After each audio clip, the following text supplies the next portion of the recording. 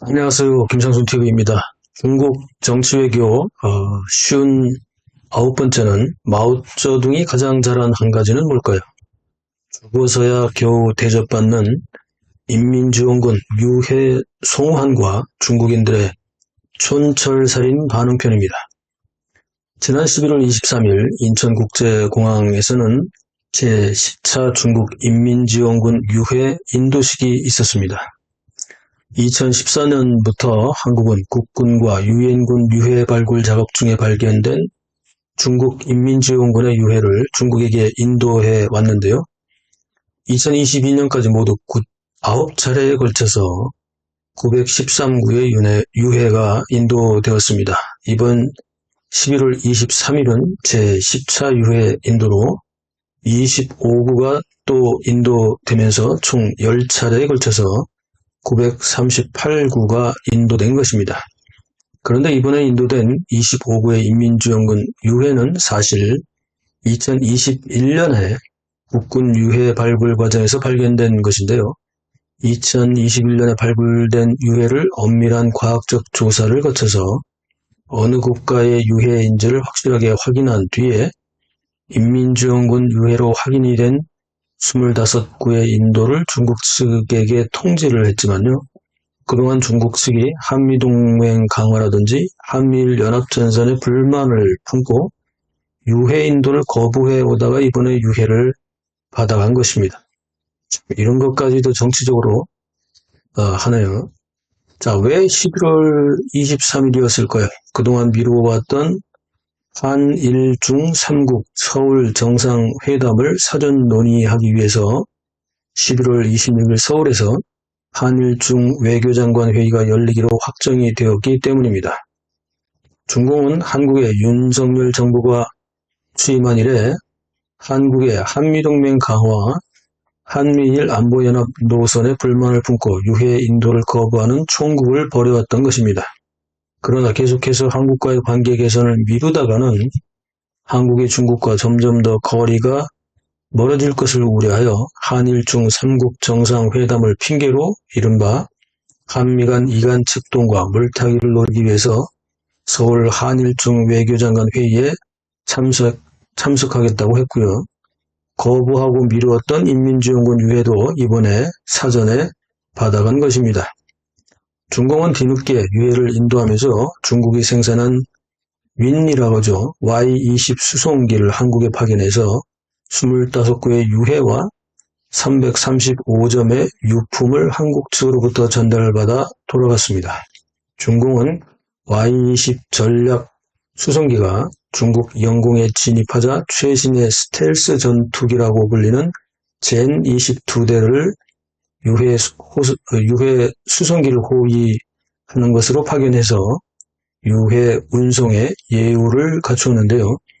이 장면은 중국의 정규 뉴스 보도 시간에 방송되면서 애국주의 선동에 이용되기도 했습니다. 뒤늦게 호들갑을 떨었던 거죠. 한국전쟁에 참여했다가 전사하여 발굴된 인민지원군 유해는요. 매번 요령성에 있는 심양시 항미원조 열사능원에 안정이 되는데요.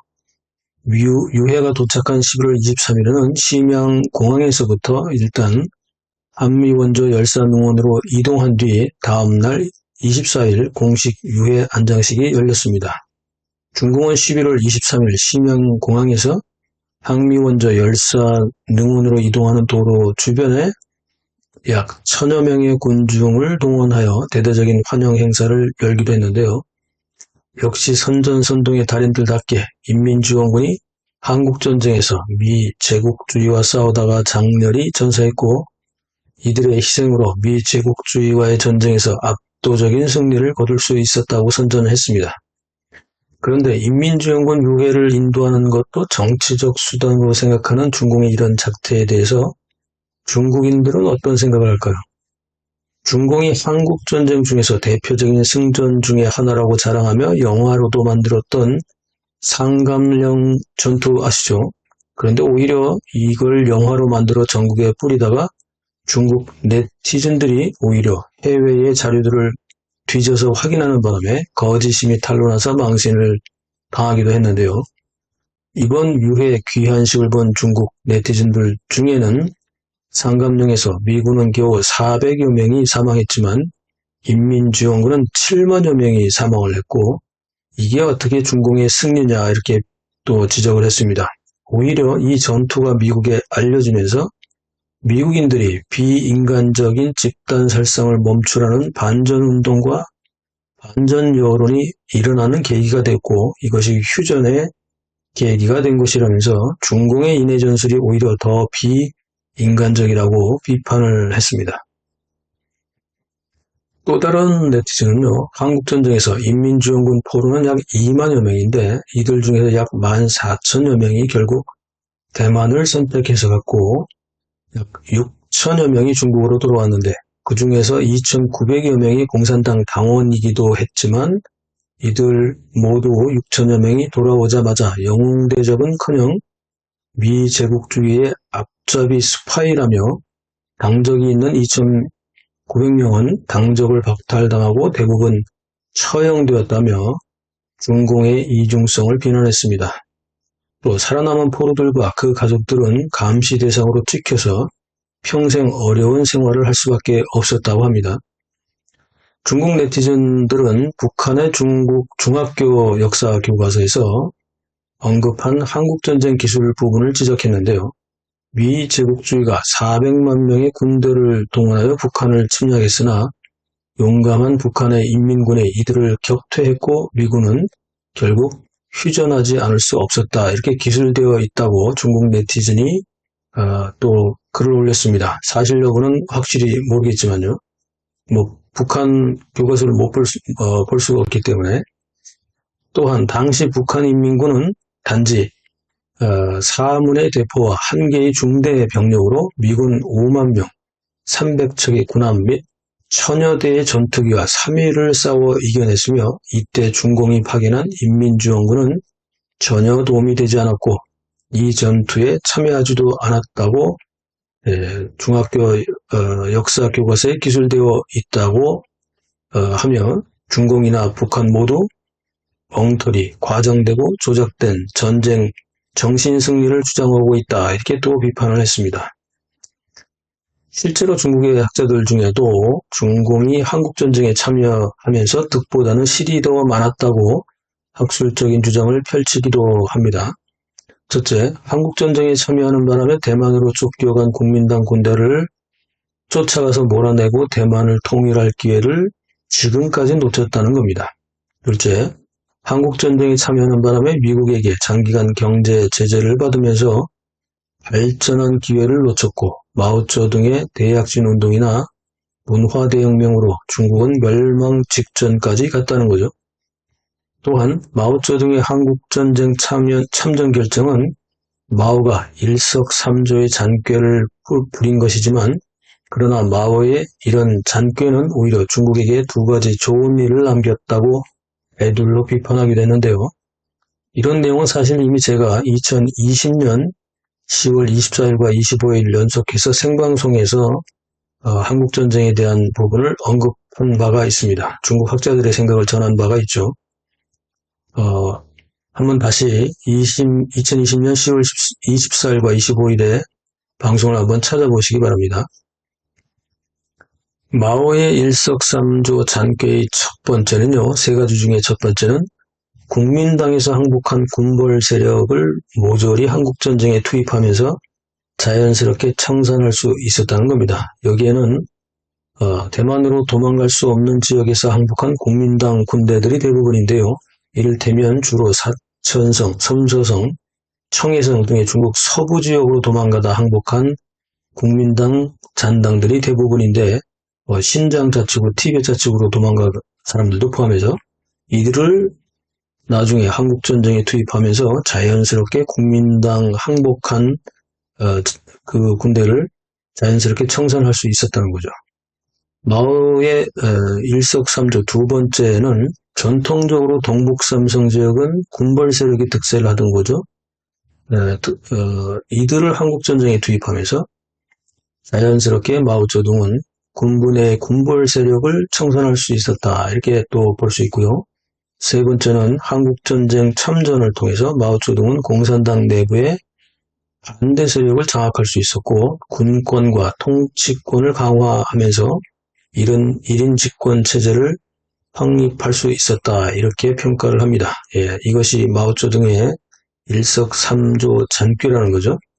그런데 중국 네티즌은 중공의 한국전쟁 참전으로 두 가지 장점이 생겼다. 이렇게 또 글을 올렸습니다. 첫 번째는 바로 마오쩌둥의 장남인 마오안닝이 한국전쟁에 참전했다가 사망하면서 북한처럼 왕조 세습이 이루어질 수 없게 되었다는 겁니다. 마오쩌둥이는 세 아들이 있었는데요. 장남은 한국전쟁 갔다가 사망했고 둘째 아들은 어릴 때 국민당에게 체포되면서 그 후유증으로 정신질환을 앓아서 정상적인 생활을 하지 못하다가 2007년에 사망을 했습니다. 그리고 막내 아들은 어릴 때 이질로 병사했습니다. 자, 중국 네티즌이 꼽은 한국전쟁 참전 두 가지 장점 중에서 두 번째 장점은 마오가 한국전쟁 참전을 결정하면서 대만이 공산당에게 무력 통일되지 않을 수 있었다는 겁니다. 오히려 당시에 북한이 남한을 침공했을 때 중공이 한국전쟁에 참전하지 않고 대만을 공격했다면 대만을 통일할 수 있었고 미국과의 협상으로 미국의 경제 제재를 받지 않고 발전할 수도 있었을 거라는 겁니다. 일종의 빅딜을 할 수 있었다는 거죠. 그 기회를 놓쳤다는 얘기고요. 한 중국 네티즌은 마오쩌둥이 중국인들을 위해 가장 잘한 일은 바로 사망한 것이라고 합니다. 마오쩌둥이 1976년 사망하면서 지긋지긋한 문화대혁명이 10년 만에 끝이 났고 마오의 정치적 과오에 질려 덩샤오핑이 집권하면서 개혁개방을 할 수 있었다는 거죠. 마오쩌둥은 장남을 한국전쟁에 참전시켜 후계자로 확실히 키울 생각이었지만 마오안닝은 거만하게 행동하다가 규칙을 어기고 미군의 잦은 공습에도 계란볶음밥을 해먹다가 불빛과 연기를 본 미군 폭격기 폭격에 사망하고 말았습니다. 역사는 이렇게 우연한 상황에서 급반전을 하기도 하죠. 이번 인민지원군 유해 송환과 중공의 영웅 귀환 선전 선동에 대해 중국 네티즌들의 반응은 예전처럼 뜨겁지 않습니다. 물론 아직도 중국 공산당으로부터 권리와 신분을 보장받는 소위 공산 귀족 계급과 그리고 별로 대우도 받지 못하면서 세뇌된 우매한 민중들은 중공의 애국주의 선동에 아직도 열광하고 있긴 하지만 당장 실업대란에 시달리는 청년 세대들은 비교적 냉정한 판단을 하기 시작하는 것 같습니다. 한편 시진핑에게 아들이 없다는 것이 그나마 행운이라는 반응도 있습니다. 이미 몇 년 전부터 중국인들은 중국이 서쪽의 북한이라며 서조선이고 권력에 눈이 먼 시진핑이 가장 부러워하는 사람은 김정은이라고 비아냥거렸습니다. 그러나 시진핑이 비록 3년이면은 성공했지만 설사 아들이 있었다고 해도 세습은 못할 것이고 그래서도 안 된다는 것이 중국인들의 공통된 생각이기도 합니다. 자, 인민지원군은 한국전쟁에서 승리했을까요? 인해 전술로 달려들었지만 수없이 많은 생명이 희생되었고 살아 돌아간 사람들은 영웅 대접은커녕 최하층 빈민으로 살아야만 했습니다. 포로로 잡혔다가 대만을 선택하지 않고 돌아간 사람들은 앞에서 말씀드렸던 것처럼 미 제국주의에 세뇌된 스파이라며 수청당하거나 처형당했습니다. 이번 유해 송환처럼 죽어서 돌아간 사람들만이 겨우 사후 대접을 받았을 뿐이죠. 중국 네티즌들의 반응 어떻게 생각하십니까? 댓글로 소통하시죠. SNS 공유, 구독, 알림, 좋아요 눌러서 응원해 주십시오. 감사합니다.